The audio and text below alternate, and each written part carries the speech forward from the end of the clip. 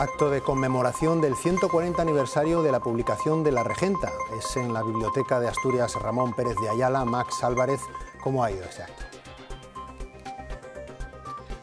Sí, ha sido un acto muy emotivo, sobre todo para la familia, que ha contado con una lectura de un fragmento de la obra de Leopoldo Alas Clarín, realizado por Camante Teatro. A esa representación ha asistido el ministro de Cultura, quien antes ha visitado también el legado del escritor.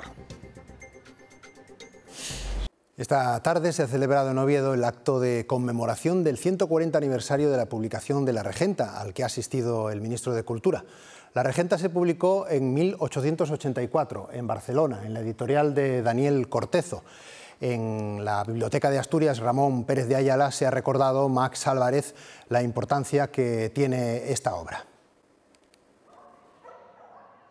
Sí, una obra que está vigente a pesar de esa efeméride que hoy celebramos. Se mantiene vigente ese valor literario, también el valor ético, y que los asturianos y los ovetenses reconocen como propias esas aventuras de Ana Ozores por la antigua Vetusta. El acto se ha celebrado aquí en esta biblioteca, que incluso aparece en la obra porque en su día fue un teatro. A esa representación de un fragmento por parte de la compañía Camante Teatro ha acudido el ministro de Cultura, también representantes políticos y público en general, que ha llenado el salón de actos. Antes, el ministro ha conocido de primera mano el legado del escritor, una primera obra embrionaria y también la primera obra publicada, que aquí se atesora como una auténtica joya de la literatura española.